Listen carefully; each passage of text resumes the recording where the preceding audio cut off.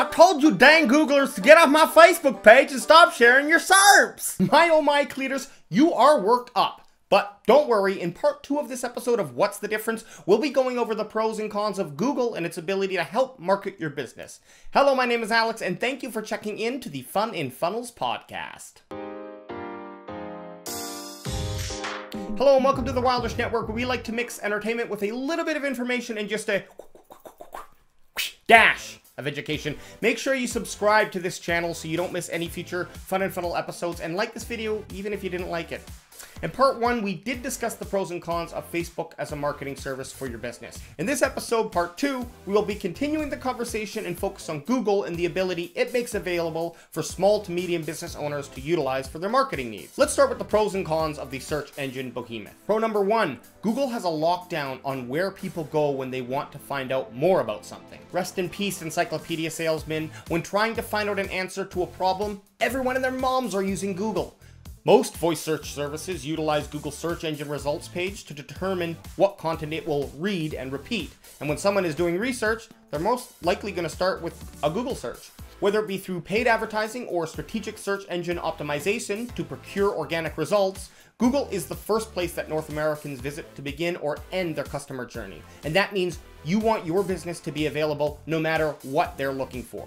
Being able to utilize both the advertising and SEO side of the platform will definitely benefit your business, considering that you have the right tools in place for your potential customers to reach you. Google Pro number 2. The Google Display Network includes Gmail, YouTube, Blogger, and as well as 2 million other websites such as USA Today and the New York Times. So as you can imagine, the reach ability of this network is absolutely fantastic and very much worth any business's while. Yes, Facebook has a network of its own, but Google's display network is nearly 10 times more efficient at producing results. Facebook might reach more people, but Google is better at getting you what you need. There are so many formats available, and the ease of use to actually build these different advertisements makes the Google Display Network one of the most cheap and prosperous options for a business to utilize. You upload some pictures, add your desired copy, and boom, Google's responsive technology begins to efficiently place your advertisements all over the internet. Google Pro number 3. With affinity and in-market audiences, you can target search users anywhere in the sales funnel. Much like Facebook's interest targeting ability, Google allows you to utilize the data that they've been collecting for years. By advertising on the display network, you can reach out to people who are on a relevant website considering your product or service, have previously searched for the product or service your business offers or provides, or be displayed to those who have shown behaviors that more than likely would place them into an audience that would be interested in your product or service.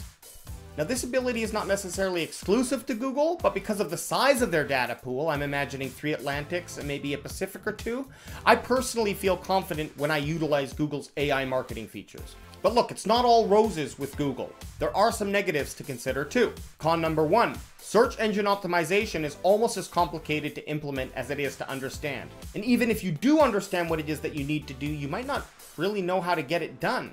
If you aren't a webmaster or you don't have the ability to navigate a website creation tool, you're going to have a really hard time making the necessary changes to your website or landing page. It's certainly something that you can learn, but like most business owners, your time is probably already wrapped up in a myriad of other things that take priority. So if you aren't able to do it yourself, find someone who has the knowledge to initiate or make the changes that you are looking for. Con number 2. People have to be actively searching for your product or service before advertisements can be delivered. There are options on the Google Display Network that can mostly circumnavigate this issue, but unlike Facebook, which is entirely interest-based in how it serves advertisements, Google relies on the intent of the user to determine what advertisements they see. So when someone might be surfing Facebook and see that advertisement for those running shoes that they didn't really know they wanted, but suddenly they must have, Google waits until the person is actively searching for the new running shoes before servicing your advertisements. Con number 3. Google's tools aren't optimized for beginners. Google has done a great job at keeping pace with Facebook when considering both companies' ability to utilize their data collection. However, it's not as pretty and clean as Facebook, at least from an aesthetic perspective. It's much more simple to boost a post on Facebook than it is to set up any marketing campaign or optimize your webpage for search engines. I'm not sure they can really make it much more simple without increasing the ability of each platform's artificial intelligence, so for right now, this stands out as one of the bigger issues when using Google.